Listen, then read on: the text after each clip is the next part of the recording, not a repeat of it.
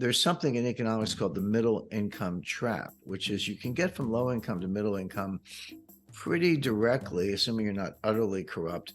You bring people in from the cities, you bring people in from the country, you bring them into the cities, you build housing. There's nothing luxurious about it. It's not much more than a dormitory, but they have housing, they have public transportation, they can get to work. They do assembly style manufacturing. We're not talking about, the German auto industry. We're talking about like Lego style manufacturing where you put things together. People say, well, they make iPhones. Well, they do make iPhones, but all the parts are made elsewhere. They're made in Germany, South Korea, Japan, and elsewhere. Actually, 26 countries for the iPhone. And China just puts them together. It kind of assembles it, puts a case on it, and ships it out. So that's, I don't want to say easy, but that's pretty direct. But then the question is, how do you get from there to high income? Meaning, $20,000 a year per capita or higher. The answer is you can't do it the way I just described. That's middle income. To get to high income, you have to have high technology and high value added. You have to invent stuff. You have to find things that are highly scalable, that are original. The Chinese are not good at that, and neither is anybody else. There are only a couple countries that have ever pulled this off. Singapore is one, Hong Kong, Taiwan, Japan, although Japan's, they had a highly educated population before World War II. They were decimated in World War II, but then when they came back, they had a lot of foreign investment, but they had a well-educated population.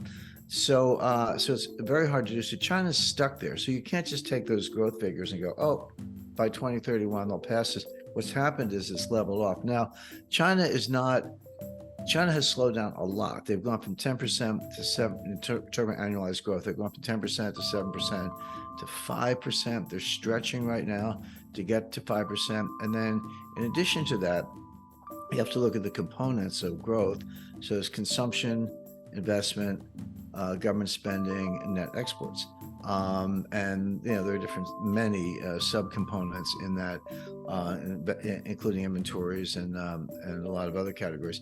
But China, the United States, for example, is about 70% consumption and 25% in investment, and then the rest is government spending and net exports, which are very small factors. I know we have $1 trillion deficit, but we get a certain amount of that. That's $1 trillion in the context of a $23 trillion or $25 trillion economy. So it's not a big factor, but with China, it's different. Their consumption factor is down around 25%, but their investment factor is 45%. Now, investment's not a bad thing if it's productive. If you're going to invest in things that have higher output than the cost of funding, that's a good thing. You'll grow. It's not even a Keynesian multiplier. It's just a smart investment, and that's true for some infrastructure and building your first airports and your first high-speed railroads and all that. But China has gone way, way, way overboard in non-productive ways. Again, I mentioned I've been to China a number of times. I've seen these ghost cities. I've been in them. I've walked through empty buildings, and the Chinese, the communist people with me, they tell me, well, we're going to fill this up. This is the future Los Alamos of China, whatever. I'm like, guys, there's nobody here. Yeah. And they're like, well, they're coming, they're coming. So my point being, they've wasted it. So if you take the 45% of GDP that's investment and you assume half of it's wasted, and I think that's a good estimate, and you use generally accepted accounting principles, you would write that off. They don't, of course, they just count. I mean, there is real steel and aluminum and concrete and cement and jobs. That's all real. But when they're done, there's nothing there. I mean, they've got a building that's empty, that's not producing any revenue, or a railroad station with 125 escalators that are mostly empty. So they're probably, if you adjust for that, they're probably in a recession already, probably have been. But now the numbers, even without making that adjustment, the numbers are coming down very fast. So whether China is technically in a recession or not is almost irrelevant. What is relevant is the fact that their economy is slowing significantly. A lot of the growth you see is wasted growth, so it's not going to pay off. They're doing all these stimulus plans, and Wall Street keeps saying the Chinese are doing stimulus, buy Chinese stocks. I mean, Wall Street just wants to sell you stocks, but stimulus doesn't work. You can call it stimulus, but it doesn't actually work. Because you're wasting the money. So China is either near a recession, But whether it's technically in a recession or not doesn't matter, because it's slowed down so much. It's not going to contribute to world growth, and the Chinese will barely be able to, kind of take care of themselves, let alone dominate the world. Which puts Xi in a box, because the Chinese have a concept called the mandate of heaven, very intangible, very kind of spiritual, whatever. But in effect, do the people believe in the leadership? That's the mandate of heaven. If you lose it, you're done. And Xi, a lot of senior people are disappearing. They're either being killed or imprisoned or demoted, if they're lucky, or put in jail, whatever. So those are signs of a guy who's not very secure. So I don't, as much as Xi ran rings around Biden at the summit, I don't put a lot of stock in China. I think they're slowing down a lot. And they're going to take the world with it.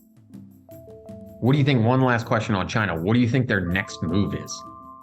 They don't have any moves because they're an export powerhouse. But the smart U.S. companies, and there are a lot of them, they're moving to India. Apple's moving to India.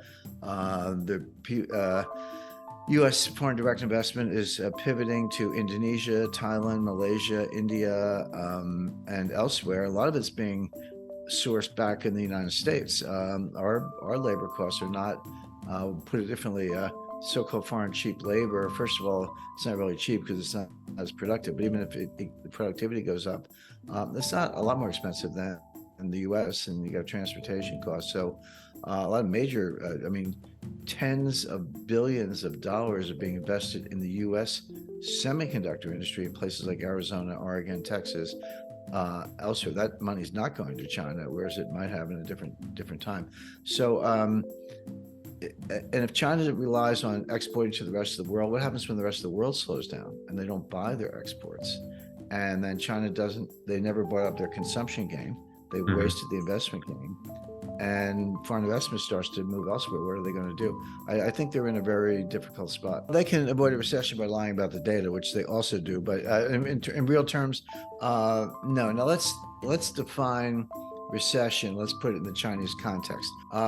China had been growing at double digits, 10% or more, sometimes 15% per year, compounded for 15 years, going all the way back to 1990. 1994 was really the takeoff point. Deng Xiaoping did some major reforms beginning as early as 1979. There was good growth in the 80s. My first visits to China were in the early 90s. I was there, not counting Taiwan, because I've been there a number of times, but mainland China, Shanghai. And I actually get out in the country and, south of Nanjing, and been to Xi'an, Wuhan. I've been to Wuhan. I was kind of ground zero for the pandemic, up and down the Yangtze River. So I've been around China, but I started in 1991. And so that's, like 30 years, over 30 years ago. But there were no Americans there. I ran into Brits, Australians. You run into Australians everywhere you go. Some Germans, but no Americans, because it was not long after Tiananmen Square. Tiananmen Square was 1989. The U.S.-China relations went into a deep freeze. Again, I didn't meet an American while I was there. They just weren't around. But it was really 1994 when things took off. And through 2008, China just grew enormously from a very low base. So you get that kind of, double-digit compounding. Yeah, that's an enormous growth, but from a low base.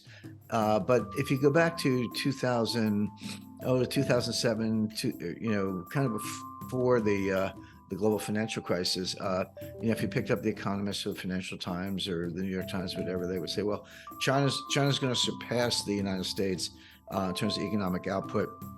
And they were even giving dates, which is a simple extrapolation from the data.